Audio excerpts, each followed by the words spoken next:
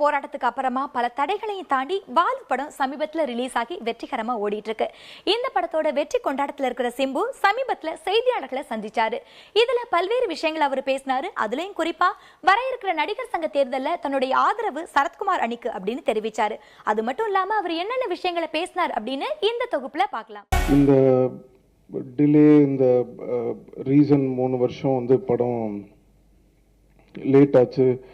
இதுக்கெல்லாம் வந்து காரணங்கள் சொல்கிறத விட வேறு யார் மேலேயாவது ப்ளேம் போடுறத விட நீங்கள் கேள்வியெலாம் கேட்குறதுக்கு முன்னாடி ப்ளேமை நானே எடுத்துக்கிறேன். ஏன்னா ஒரு ஒரு சாலிடாக என்னை நம்பி தான் எல்லாருமே படம் பார்க்க வராங்க. யாருக்கும் வந்து சக்கரவர்த்தி யாருன்றது தெரியாது, புது டைரக்டர் விஜய் சந்தர் யாருன்றது யாருக்குமே தெரியாது. ஸோ என்னை நம்பி தான் வந்து எல்லாருமே ஒரு படத்தை பார்க்கவும் வராங்க, படத்தை வாங்கியிருக்காங்க. So what ever it is, அந்த ப்ளேமை வந்து நானே எடுத்துக்கிறேன். ஸோ அதை மீறி, இவ்வளோ பிரச்சனையும் மீறி இன்றைக்கி வந்து ஒரு படத்தை வந்து விட்டு கொடுக்காம அடுத்து இது நம்மால்னு அந்த படத்தும் ஷூட்டிங் போயிட்டேன். அவங்க எல்லாருக்குமே தெரியும். அந்த படமும் முடிஞ்சிருச்சு. நாங்கள் நினச்சிருந்தா இது நம்மால் ரிலீஸ் பண்ணியிருக்கலாம். பட் இருந்தாலும் ஒரு அந்த படம் வந்து வாலு படம் முடிஞ்சிருச்சு. அந்த படத்தை அந்த ப்ரொடியூசருக்கு எந்த விதமான பிரச்சனையும் வராமல் இருக்கிற பிரச்சனையெல்லாம் சால்வ் பண்ணி எனக்காக படத்தை ரிலீஸ் பண்ணி கொடுத்த எங்கள் அப்பாவுக்கும் அம்மாவுக்கும் எல்லாருக்குமே வந்து ரொம்ப நன்றி.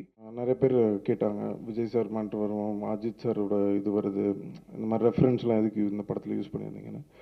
பொதுவாக ஒரு விஷயம் புரிஞ்சுக்கணும். நீங்கள் இது வந்து விண்ணை தாண்டி வருவாய மாதிரி ஒரு படம் கிடையாது. இந்த படம் வாலுன்றது வந்து ஒரு கமர்ஷியலான ஒரு படம். இப்போ ஒரு மாஸ்ன்னு ஒரு படம் வருதுன்னு சொன்னால் அந்த படத்தில் சூர்யா சார் வந்து கத்தி ரீரெக்கார்டிங்க்கு கத்தி எடுப்பார். So that doesn't mean Suriya சாருக்கு வந்து யாருமே ஃபேன்ஸ் கிடையாது, கைத்தட்டல் வாங்குறதுக்காகன்றது கிடையாது. It is a mass film. Mass ஃபிலிமுக்கு வந்து தேவையான கமர்ஷியல் எலிமெண்ட்ஸ் வந்து எல்லாமே யூஸ் பண்ணுவோம். இந்த படத்தில் பார்த்தீங்கன்னா அந்த மாதிரி எல்லா சம்மந்தப்பட்ட விஷயங்களும் வந்து ஒரு கமர்ஷியல் படத்துக்கு என்ன தேவையோ அது எல்லாமே இந்த படத்தில் இருந்தது. அதை வந்து பர்டிகுலராக பின் பாயிண்ட் பண்ணி சொல்கிறணுன்ற அவசியம் இல்லைன்னு நினைக்கிறேன். அணிலாம் ஃபஸ்ட்டு எதுவுமே கிடையாது. முதல்ல அதை புரிஞ்சுக்கோங்க.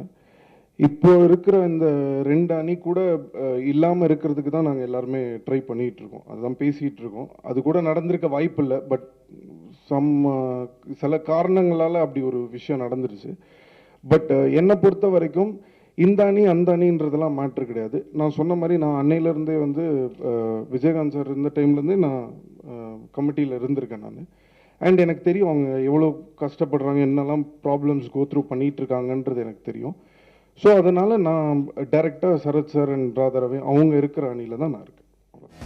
பிரச்சனையிலேருந்து என்ன கற்றுக்கிட்டேன்னா, நான் எங்கே நிற்கிறேன், எனக்கு உண்மையிலேயே தமிழ்நாட்டில் தமிழ் சினிமாவில் என்னுடைய இடம் என்ன, எனக்கு ரசிகர்கள் எவ்வளோ பேர் இருக்காங்க, நாளைக்கு என்னோடய வேர்ஸ்ட் கம் வேர்ஸ்ட் ஒரு பேட் சிச்சுவேஷனில் நான் எந்த இடத்துல இருப்பேன்றதை நான் இந்த படம் மூலியமாக தெரிஞ்சுக்கிட்டேன்.